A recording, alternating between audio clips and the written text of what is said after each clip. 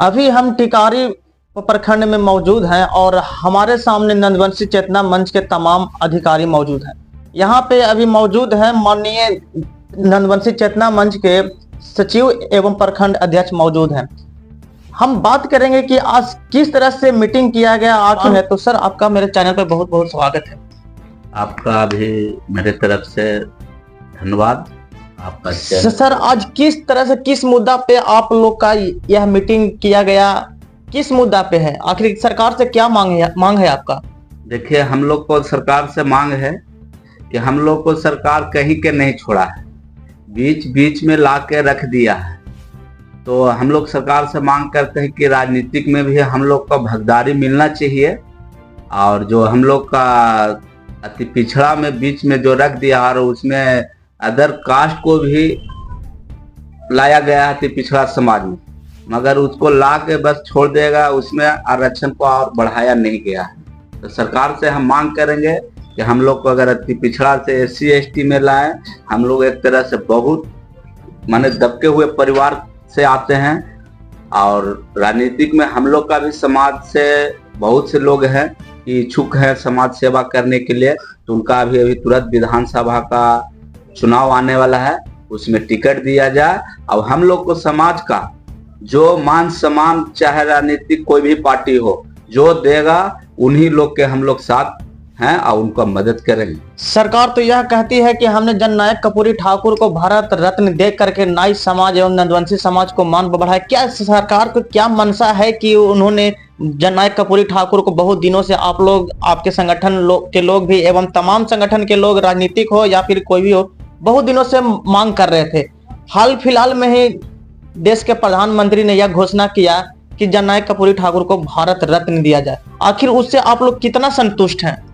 देखिए, कर्पूरी जी की रह गई बात भारत रत्न देने की, तभी तक बिहार का जो भी मुख्यमंत्री बने हैं, तो कर्पूरी ठाकुर जैसा कोई मुख्यमंत्री आज तक नहीं बने, जो धरातल पर काम कर सके, सामाजिक न्याय, आर्थिक दृष्टि से।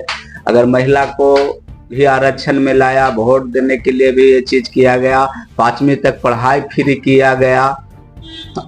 ये बिहार में नहीं पूरे देश में काम करेगा और कर भी रही है। अभी खास करके बिहार में बहुत मजबूती से नंदवंशी चेतना मंच का गठन हो रहा है और विस्तार हो रहा है, आगे की ओर बढ़ रहा है।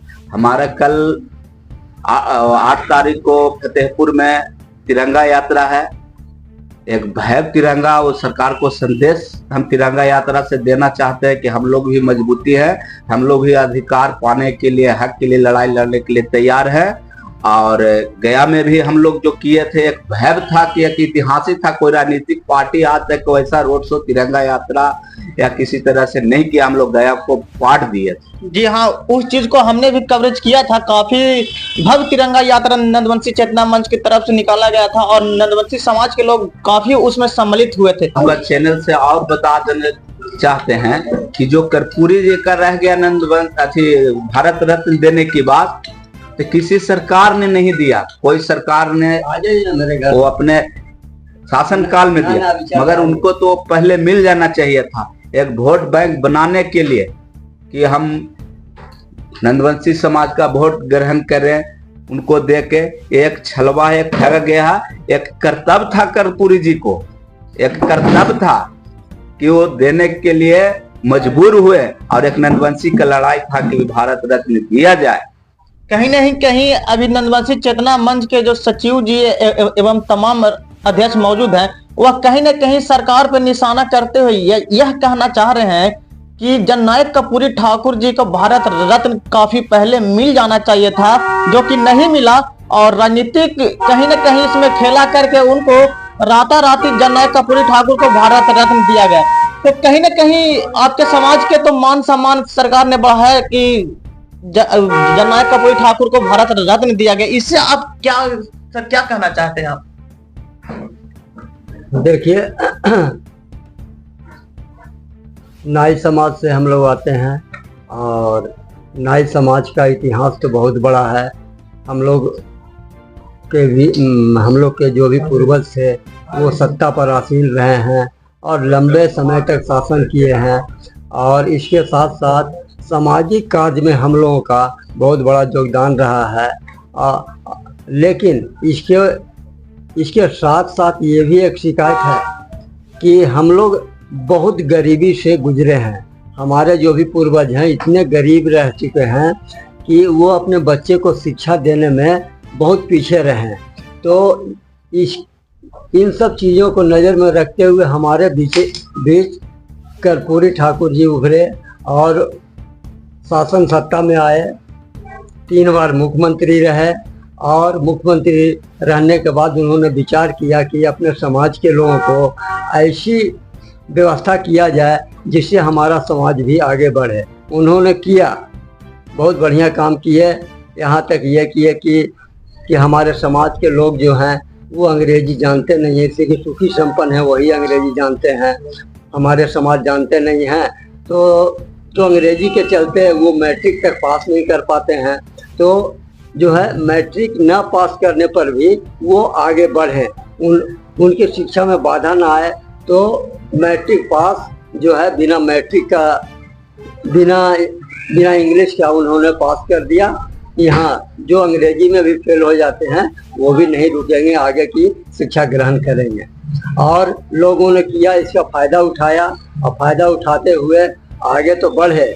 और जो भी आरक्षण जो उन्होंने लगाया उसका लाभ भी मिला। लेकिन आरक्षण में बहुत बड़ी राजनीति चल रही है और राजनीति इस तरह की है कि ये लोग आगे बढ़ रहे हैं, इनको अब दबा दिया जाए, नहीं तो ये आगे निकल जाएंगे तो हमारा सेवा करने वाला कोई नहीं रह जाएगा। इसलिए जो भी पार्टी है, वो हम पार्टी का नाम नहीं लेना चाहते हैं, लेकिन जो भी पार्टी हैं वो हम लोगों के समाज को एकदम इग्नोर करके चल रहे हैं, सत्ता में भागीदारी नहीं दे रहे हैं। जबकि जितनी संख्या हमारी है, अगर जिस दिन हम लोग एक हो गए तो जो भी सत्ताधारी हैं उनको बहुत बड़ा नुकसान हो जाएगा। और ये सरकार में जो रह रहे हैं उनको विचार करना चाहिए कि नहीं, इनको भी सत्ता में भागीदारी देना चाहिए। अगर नहीं देते हैं तो हम लोग भी अब धीरे धीरे जागरूक हो रहे हैं और अपने समाज को संगठित कर रहे हैं। और इसका परिणाम देखने को मिल सकता है कि गया में जो तिरंगा यात्रा निकाला गया था नाई समाज का, वो सरकार को समझ में आ गया है कि हाँ, इन लोगों में जागृति आई है। इसके बावजूद भी देख रहे हैं कि कोई जो है सरकार में बदलाव नहीं आ रहा है। तो आगे दिन जो भी राजनीति होने वाला है, हम लोग पूरे बिहार में और बिहार से पूरे भारत पर हम लोग एकत्रित हो रहे हैं और अपने राजनीति हक लेने का पूरा प्रयास कर रहे हैं। नहीं तो जैसे कि अभी किया गया है कि हम लोगों को जो कर्पूरी ठाकुर के द्वारा आरक्षण दिया गया था उसमें सेंधमारी किया गया और दबंग लोगों को जोड़ दिया गया। ऐसे जाति को जोड़ दिया गया जो हमारा अधिकार सब वो लोग ले लेते हैं और हम फिर पीछे की ओर धीरे धीरे कर सीढ़ी उतरते आ रहे हैं। तो हम सरकार से यही मांग करेंगे कि आपने जोड़ने को, ठीक है आपके पास नीतीश सरकार तो यहाँ तक कहती है कि पिछड़ी जातियां के लिए दांगी समाज उसी के लायक होगा, उस तरह से सुखी समृद्ध नहीं है, इसलिए हमने उनको अति पिछड़ा में डाला। कितनी सच्चाई है कि दांगी समाज जो है अति पिछड़ा के लायक है? नीतीश कुमार जी ने यहाँ पर पूरी तरह जातीयता दिखाए और जातीयता दिखाते हुए जिनके पास अथाह जमीन है, जमीन की कमी नहीं है, एकदम मतलब जो भी जमींदार हैं जमींदार के लेवल का है, और उनको जो है हम लोगों के आरक्षण कोटि में जोड़ करके नीतीश कुमार जी ने जो किया है वो हमारे समाज के लिए बहुत खराब किए हैं। आने वाले चुनाव में आपके समाज के द्वारा किस पार्टी को समर्थन किया जाएगा सर? हम जो भी समाज के लोग हैं जो एकत्रित हो रहे हैं और एकत्रित होने के बाद हम उसी समाज को सपोर्ट करेंगे जो हमारे विचारों को समझे, जो हमें पीछे की ओर धकेला जा रहा है, जो हमें आगे खींचने के लिए तैयार हो रहा, राजनीति में भागीदारी देने के लिए तैयार हो कि हाँ सदन में बोलने के लिए हमारा भी कोई आदमी हो, हमारे साथ नाइंसाफी हो रहा है तो वहाँ बुलंदी से बोले कि नहीं ये जो है हमारा बिल है और ये बिल पास होना चाहिए। अगर ऐसा करने का अगर साहस रखती है सरकार तो हम इस सरकार को भी मदद करेंगे, लेकिन अगर हम लोगों को इग्नोर करती है सरकार तो इसका जवाब देंगे, मुंह तोड़ जवाब देंगे और देख करके दिखाएंगे कि न्याय में कितनी शक्ति है।